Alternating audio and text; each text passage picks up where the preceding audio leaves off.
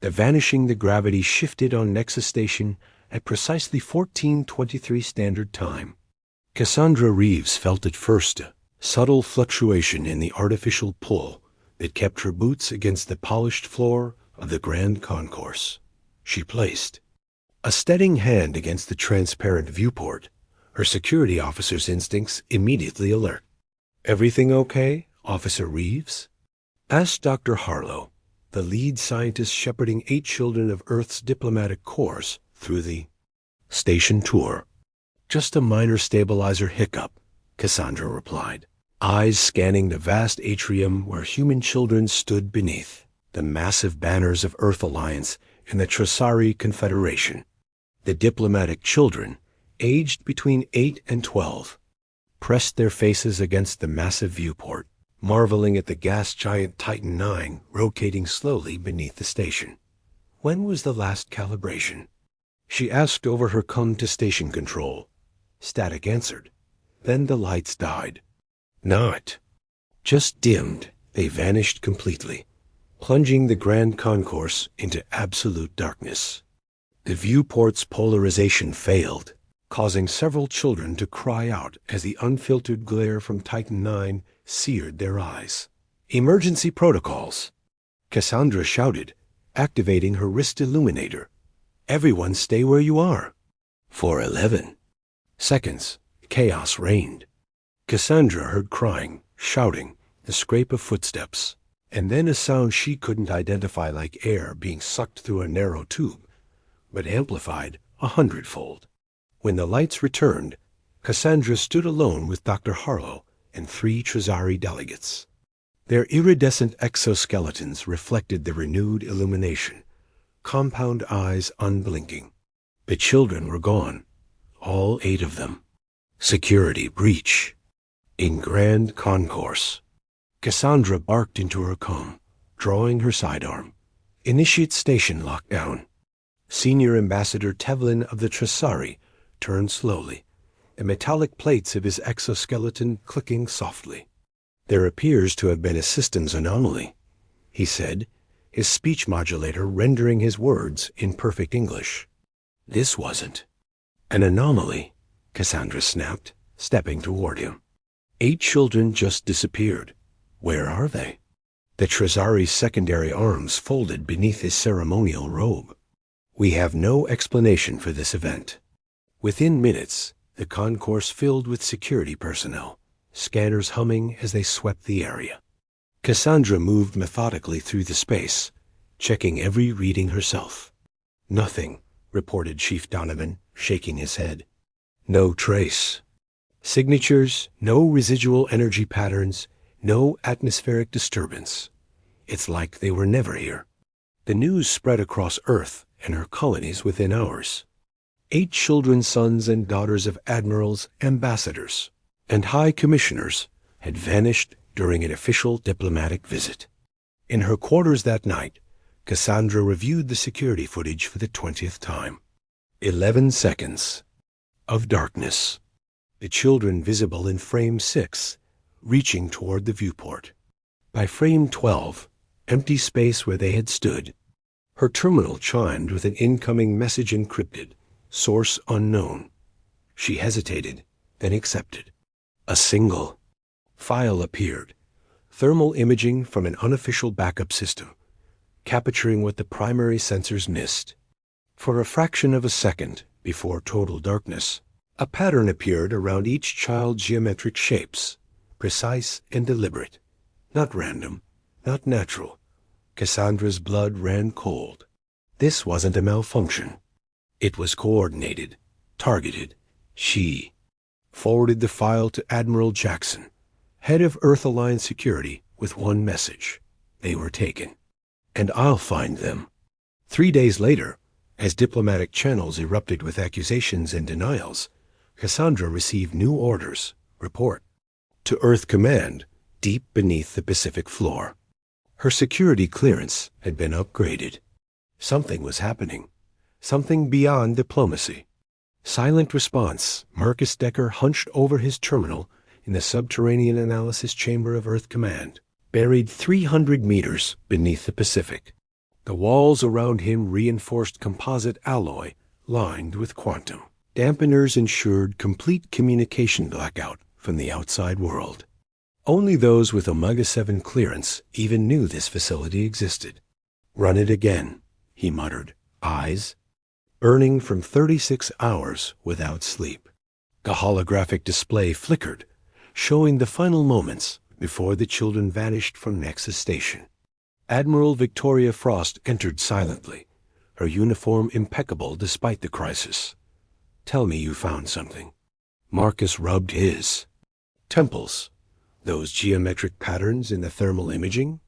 They're teleportation markers Tresari military grade.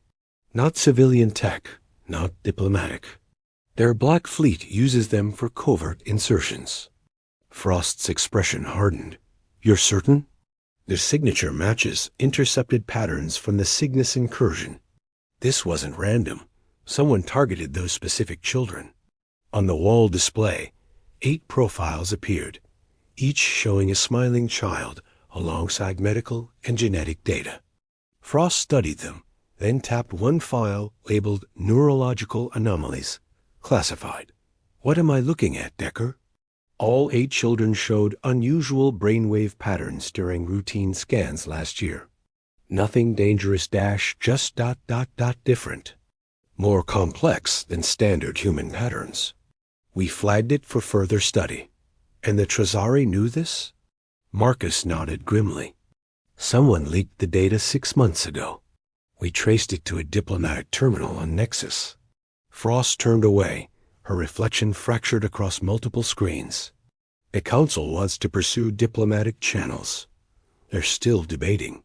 While those children are being studied like lab specimens, Marcus said, pulling up another file. I intercepted this from a Tresari research outpost. Partial transmission only, but it mentions human cognitive anomalies and containment protocols. Location? Proxima Installation, a supposedly abandoned research facility orbiting Ketras 4, officially decommissioned after the armistice. Frost's hand moved to her secure communicator. Implement Nightfall Protocol. Immediate activation. Marcus stared. Nightfall? That's a Black Ops strike team. Not just any team. The Phantoms. The name hung in the air like a blade. 5 operatives, their identities erased from all records. Veterans of conflicts too classified to name, each selected for specific skills and absolute loyalty. This stays contained, Frost continued. No. Council authorization. No official sanction. If we're wrong. And if we're right? Marcus asked. Then God help the Tresari. 3 hours later, Cassandra Reeves stood in a briefing room, deep within the facility, facing 4 strangers who seemed to materialize from the shadows themselves. Commander Elias Reed Tall, with a scar bisecting his left eyebrow studied. Tactical displays, while weapons specialist Jaden Torres calibrated a compact rail rifle. Officer Reeves, Reed acknowledged. Admiral Frost says you were there when it happened. I saw everything, Cassandra replied. Or rather, saw nothing. 11 seconds of darkness, and they were gone. You requested field reassignment, Reed. Noted. Why? Because I promised those families answers. Reed exchanged glances with Naomi Jensen, the team's infiltration specialist. Her dark eyes revealed nothing, but she nodded almost imperceptibly. Welcome to Nightfall, Reed said finally. Insertion in 10 hours. Full deniability. If we're captured, we never existed, finished communications expert Orion Walls. Not. Looking up from the encryption protocols he was modifying. Marcus entered, carrying data crystals. Final intelligence package. Proxima installation schematics, guard rotations, and sensor blind spots. How reliable? Asked Torres. Reliable enough to get you in. After that, ... Reed took the crystals. Mission parameters are simple. Confirm presence of the children. Extract if possible. Gather intelligence on Tresari intentions. Leave no trace of human involvement. And if resistance is encountered? Cassandra asked. Reed's eyes met hers, cold and certain, neutralized with extreme prejudice. As the team prepared, across vast interstellar distances, 8 children huddled together in a sterile chamber. Their captors moved on multi-jointed limbs, observing. Through compound eyes, as the youngest girl suddenly gasped, her eyes rolling back. "They're coming," she whispered, though no one heard. Breach, the infiltration pod detached silently from the stealth carrier, its hull absorbing all electromagnetic signatures as it drifted toward Proxima installation. Inside, 5 figures sat motionless in acceleration harnesses, breathing recycled air through tactical masks. Commander Reed checked the chronometer. 19 minutes to insertion point.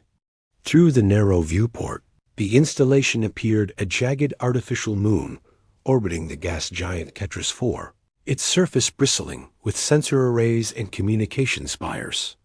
"Officially abandoned," Naomi Jensen murmured, adjusting her infiltration suit's thermoptic camouflage. "Looks pretty operational to me." Orion Walsh monitored the sensor readings, detecting minimal security sweeps. "They're not expecting visitors." "Overconfidence," Torres said, his fingers methodically checking his weapons. "Works for us."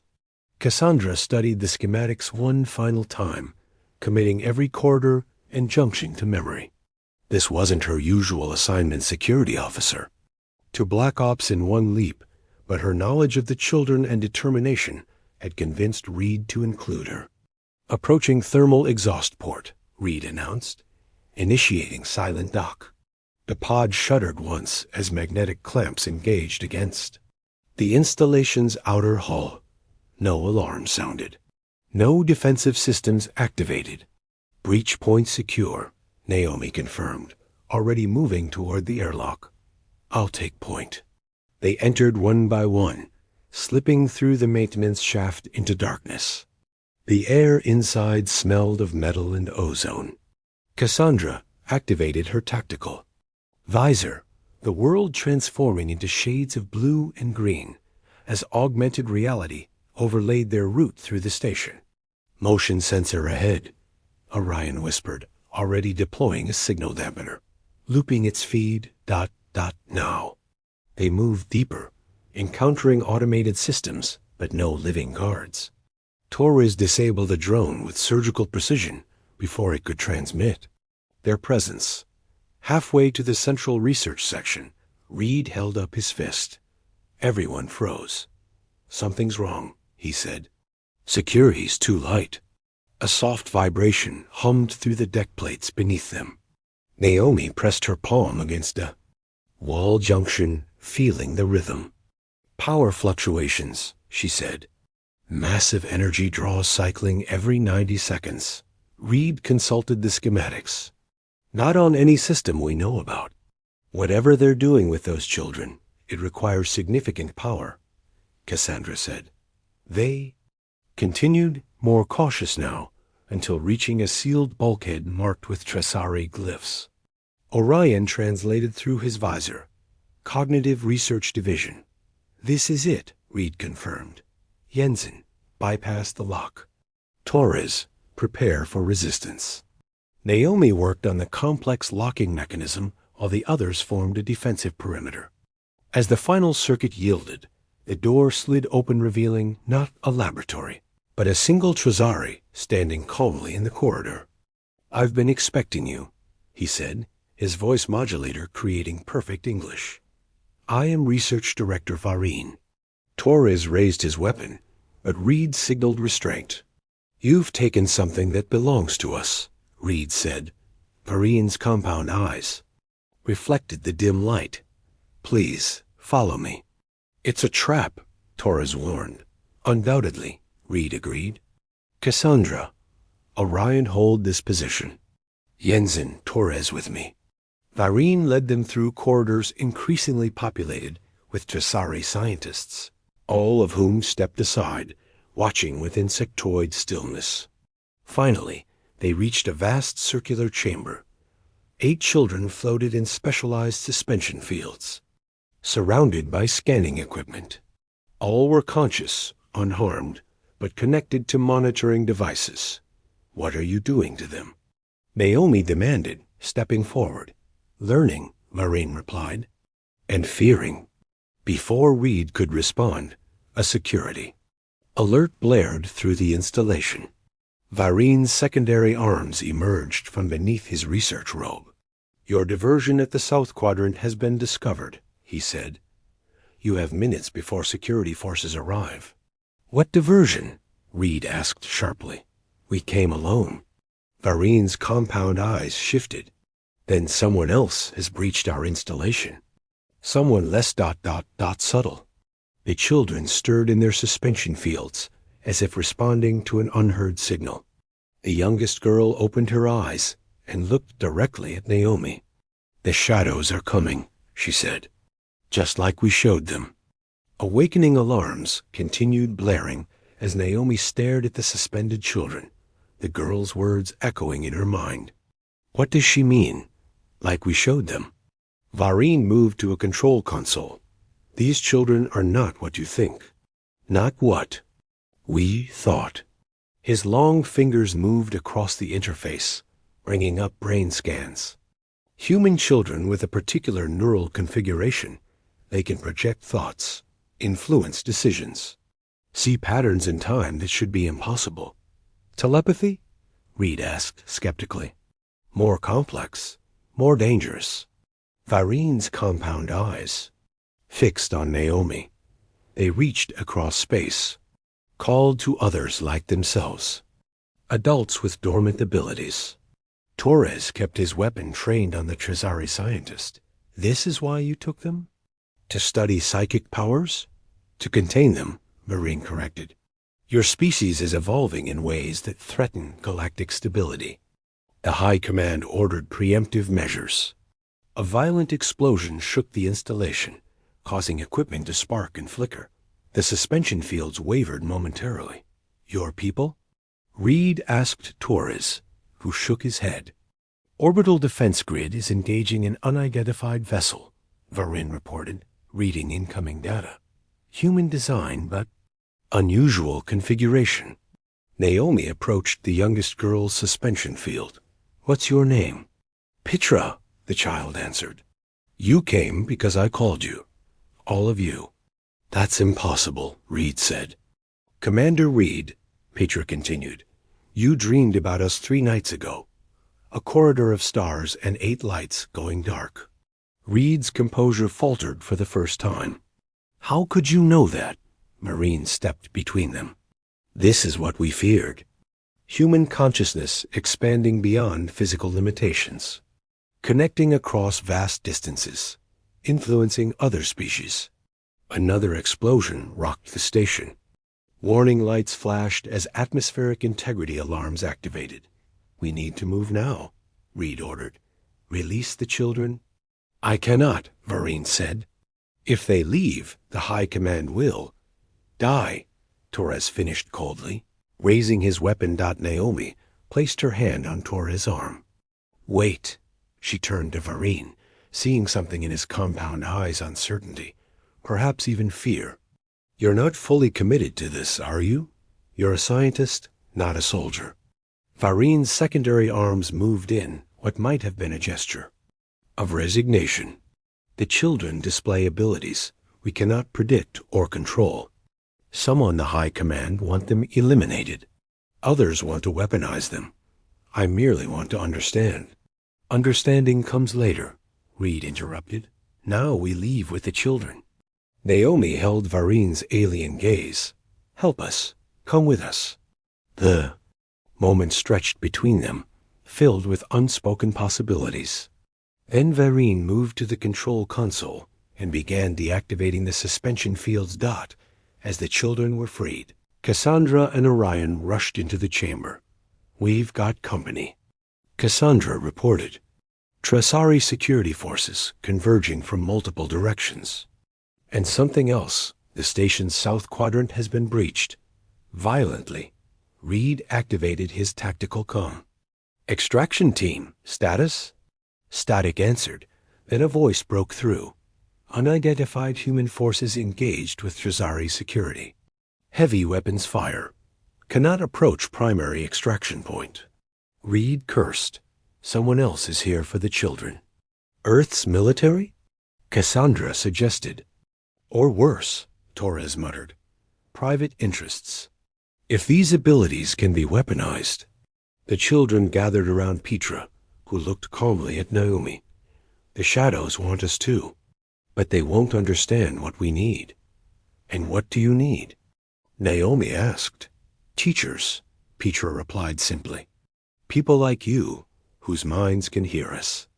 Varine finished releasing the last child. There's an auxiliary research vessel in Docking Bay 7. Minimal security. Why help us now? Reed demanded. Because I've spent months studying these children, Marine answered. And I've learned enough to know that what happens next will reshape all our civilizations. Better it happens with understanding than fear. As they prepared to move, Naomi found herself standing close to Varine. The alien scientist's fingers brushed against hers, an impossible moment of connection across species. If we survive this, she said quietly, there will be consequences. Yes, Varine agreed, but also possibilities. Threshold the corridors of Proxima installation had transformed into a war zone. Emergency lighting bathed everything in pulsing crimson as the team moved toward Docking Bay 7. Children clustered between them. Distant weapons fire echoed through the station. Who are they fighting? Cassandra asked as they paused at a junction. Orion checked his tactical display. Can't confirm, but intercepts suggest a third party. Heavy firepower, military precision, no identification signals. The shadows, Petra whispered. They want to use us. Reed made a swift decision. New plan. Torres, take Orion and Cassandra.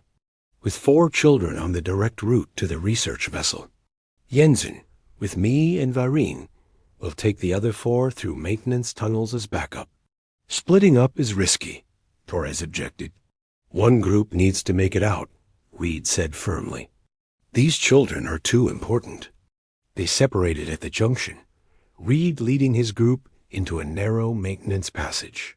Naomi helped the children navigate the cramped space, while Varine guided them through station systems not on their schematics.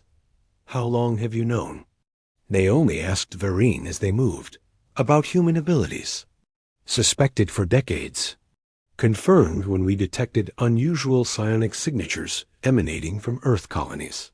The High Command feared an evolution that might threaten Trazari dominance. So they authorized kidnapping? They authorized study. The methods were ... unfortunate. They reached a vertical shaft, forcing them to climb down maintenance ladders. As Naomi helped the lost child, the station shuddered violently. Hull breach. In sectors 3 through 7, Varine reported, reading station diagnostics through his neural interface. Ketris 4's radiation will begin penetrating affected areas. Reed checked his tactical map. That cuts off Torres' route. There's another way, Varine said, but it passes through the primary research lab, where we studied the children. Petra looked up at him. Where you learned to fear us. The girl's words hung in the air as they pressed forward. When they reached the research lab, Naomi felt a chill. Examination equipment lined the walls, devices designed to probe and measure. The children tensed visibly. They heard us here, one boy said quietly. Varine's compound eyes seemed to dim. I cannot undo what was done, but I can help prevent. Worse, as they crossed the lab, the main doors sealed suddenly. Warning klaxons blared as decontamination protocols initiated. Override it, Reed commanded. Varine moved to a console. I cannot. Command authorization has been revoked. On the main display, a senior Trazari officer appeared, exoskeleton gleaming, with military insignia. Research Director Varine, you are charged with treason against the Confederation. the officer announced. The human specimens must not leave this installation. Purge protocols are now active. The air vents hissed as a colorless gas began pouring into the chamber. Reed fired at the vents, but the gas continued spreading. Biological agent, Vareen said, his voice modulator reflecting alarm. Targeted to human physiology. Can you stop it? Naomi demanded, gathering the children behind her. Not from here. Vareen's secondary arms emerged fully from his robes. But there is a primary control node in the adjacent chamber. Reed understood immediately. You'd need to physically override it. Yes. Naomi stepped toward him. There has to be another way. There isn't. Vareen's compound eyes focused on her. What these children represent, it's the beginning of something unprecedented. A transformation that could lead to understanding between our species instead of fear. The gas thickened. Reed checked his tactical. Masks filters. 2 minutes before these fail. Vareen moved to a secondary door. This will take me to the control node. When the systems reset, you'll have 30 seconds to reach the docking bay. You won't survive, Naomi said softly. No. Vareen's long fingers briefly touched her face, an alien gesture of intimacy. But perhaps something of my work will. Through them? As Vareen disappeared through the door, Petra stepped forward and took Naomi's hand. He sees the same future we do. The gas suddenly vented from the room as all systems momentarily shut down. Emergency locks disengaged. Move! Reed ordered, leading them through the lab toward the docking bay. They reached the research vessel, just as Torres arrived with his group, having found an alternate route. As they boarded, Naomi looked back toward the station, knowing Vareen wouldn't follow. The vessel detached from Proxima installation as explosions bloomed across its surface. Mysterious third force still engaging Chazari defenses. As they accelerated away, the children gathered at the viewport. It's beginning, Petra said. The change. Reed secured their escape vector. What change? Humanity's awakening. The girl turned to face them all. We're evolving. Not just us all. Humans have the potential. That's why they feared us. Why others want to control us. Cassandra looked from the children to Reed. What happens now? Now, Reed said, we face the consequences. Earth will want answers. The Chazari will deny everything. And whoever that third force was, they'll keep coming. Naomi stood apart, watching as Proxima installation receded into the darkness. She thought of Vareen, of possibilities unrealized between species who might have been more than enemies. We teach them, she said finally, turning to the children. We learn what they can do, what we all might do. And prepare, Torres added grimly. As the vessel entered light speed, Petra placed her small hand against the viewport, as if reaching across the void toward Earth. The shadows wanted to use us as weapons, she said quietly. But we're not weapons. We're bridges between worlds, between minds, between what humanity was and what it's becoming. The stars stretched into lines of light around them as they headed home, carrying with them secrets that would forever change humanity's place among the stars.